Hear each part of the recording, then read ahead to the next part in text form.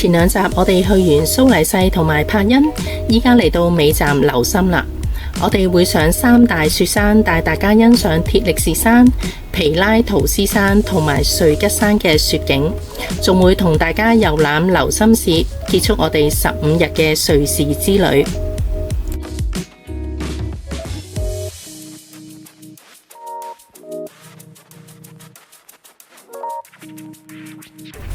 我哋選擇留心為尾站，係因為呢，我哋想1月1號喺度睇埋煙花，完美咁樣結束我哋嘅行程。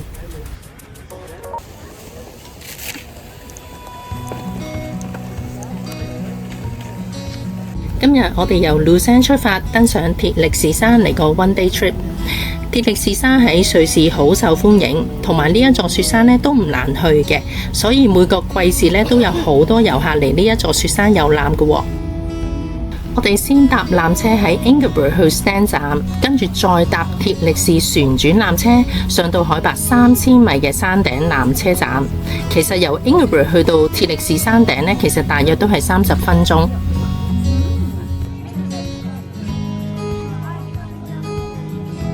我哋搭旋轉纜車嘅時候，能夠睇晒成個360度嘅美景，真係好吸引。呢部纜車係世界上第一部嘅旋轉纜車，上到山頂其實只係需要5分鐘左右，但當我哋上到山頂嘅時候，成個景色真係何其壯觀啊！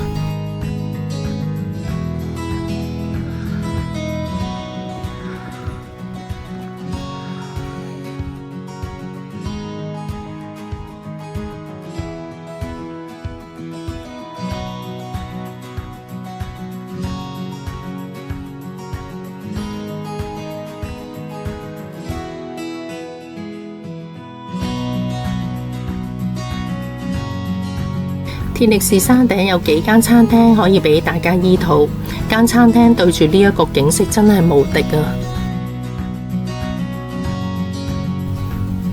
其實鐵力士山都有好多室內同埋室外嘅活動，但如果你想玩 Ice Flyer 或者行懸崖索橋嘅話呢，去之前呢，你就要留意開放嘅時間啦，因為有陣時呢只係季節性開放。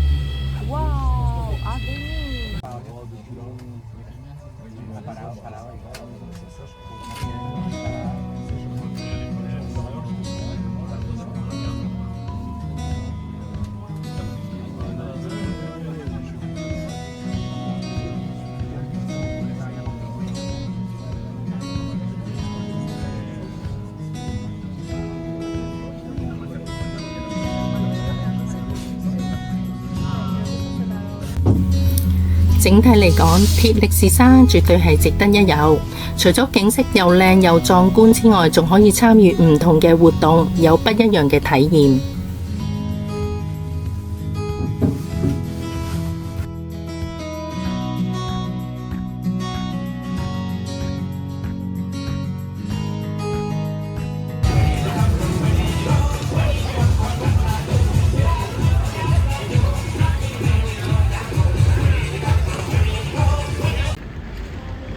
留心係瑞士最受歡迎嘅旅遊城市之一，其中最著名嘅地標一定係卡貝爾橋啦。呢條橋係建於14世紀，係歐洲最古老嘅木橋之一嚟嘅。雖然今次喺留心我哋大部分嘅行程都係以雪山為主，但係留心呢一個城市真係好靚，基本嘅景點其實步行就可以去到㗎啦。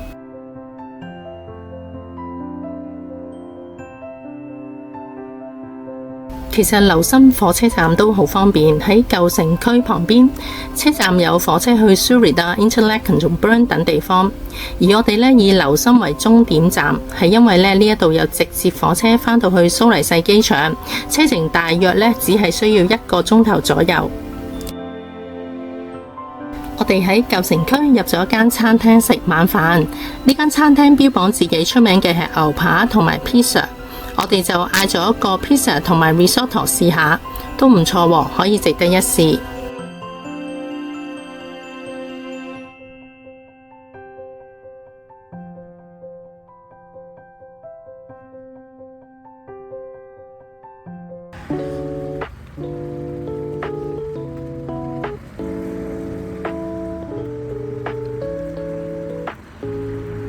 我哋今日上第3座雪山皮拉圖斯山，我哋由琉森市區出發，其實只係半個鐘頭，我哋就可以到達 Pilatus 嗰個纜車站啦。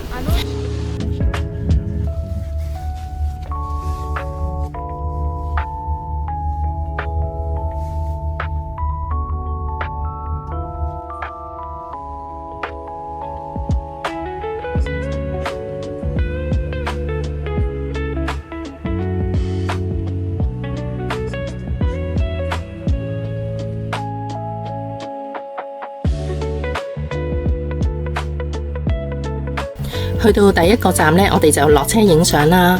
見到好靚好靚嘅雲海啊！我哋真係忍唔住呢，要呼吸一下呢度嘅新鮮空氣啊！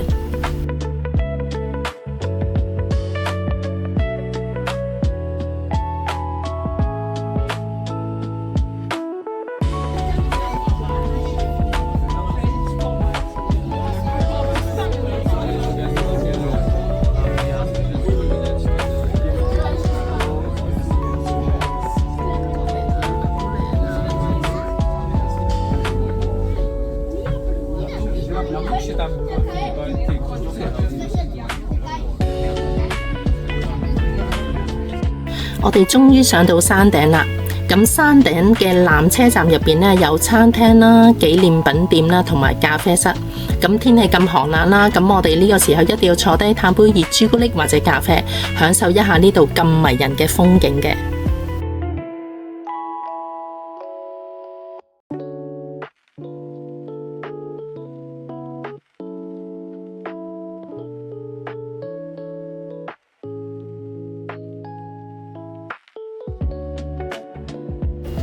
喺皮拉圖斯山頂呢，有2間酒店嘅，歷史呢都相當之悠久嘅，亦都擁有呢超靚嘅視野啦。如果夜晚黑呢喺呢一度睇星星，或者朝頭早喺度睇日出呢，哇，個景真係冇得輸啊！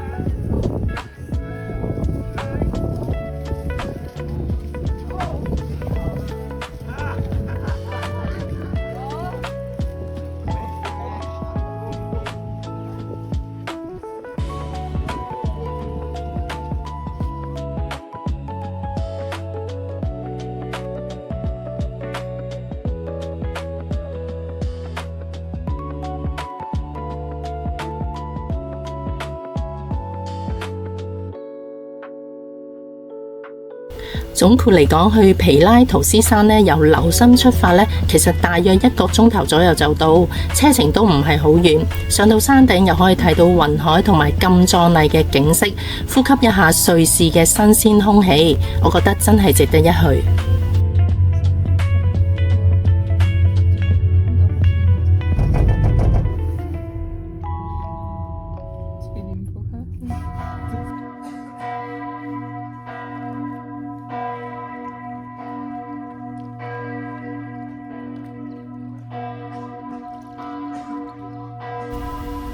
今日係1月1號新年啦，咁瑞士呢，通常喺呢啲大時大節嘅日子呢，都唔會有商店開門㗎喇，咁所以我哋呢，就喺今日決定上水吉山。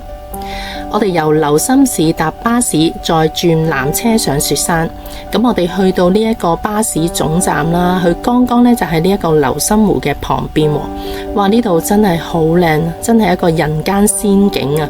我哋喺呢一度呢影咗好多相，同埋呢一度望住呢一個咁靚嘅湖景呢，真係唔想離開啊！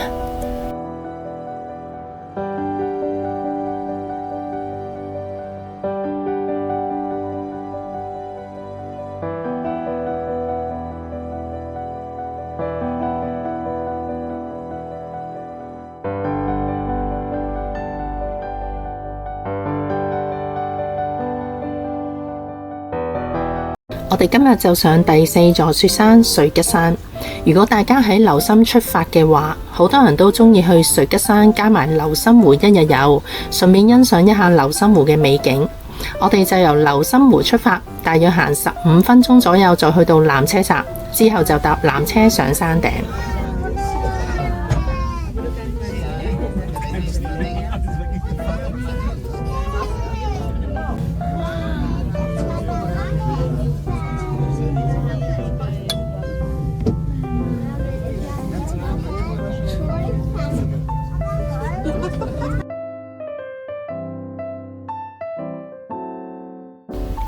我哋搭纜車去到 Rigi Kobe 呢個站，就要落車轉乘齒輪火車，跟住就上瑞吉山頂。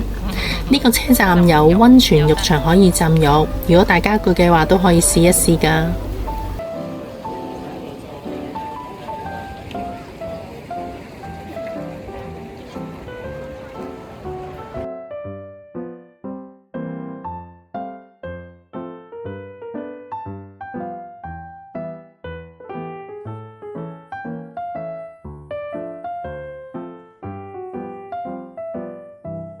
我哋上到嚟山頂，天氣好好，景色好靚，可以環迴180度欣賞成個景色。其實我喺呢一度都望咗個景好耐，真係唔捨得走啊！哇，坐喺呢度欣賞呢個咁靚嘅美景，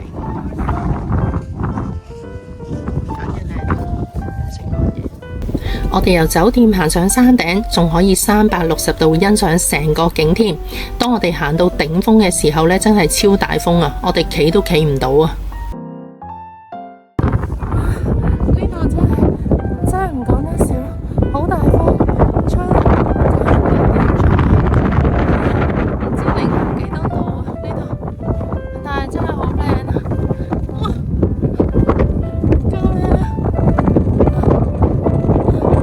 我哋喺觀景台吹完一輪風之後呢，真係要坐低食啲熱嘢，補充一下體力。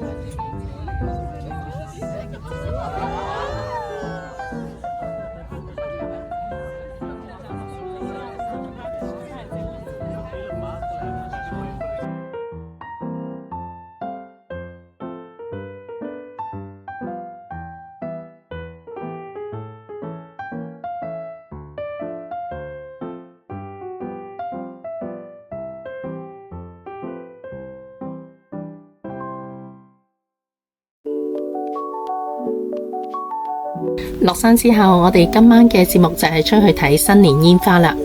煙花就正喺琉森橋附近都可以睇到。我哋大約11點半左右到達，已經好多人喺度等緊睇煙花，但係大家都好有秩序喺度欣賞煙花喎。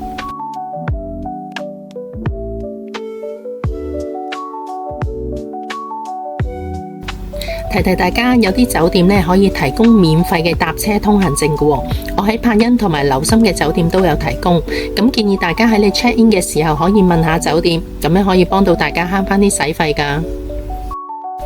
另外，由於聖誕同埋新年係大節日，通常喺25號同埋1月1號夜晚呢，好多餐廳都唔開嘅，咁大家要留意啦。瑞士呢，其實有好多酒店呢都有廚房，啲廚具呢都好乾淨企理嘅喎。我都會喺附近嘅超市啦買啲嘢食返酒店煮食，其實都係另一種樂趣同埋體驗。我哋喺瑞士嘅15日行程就圓滿結束啦。瑞士真係一個好靚嘅國家，大家有機會一定要嚟。多謝大家收睇，我哋下次再見，記得 like 我哋嘅頻道啦，拜拜。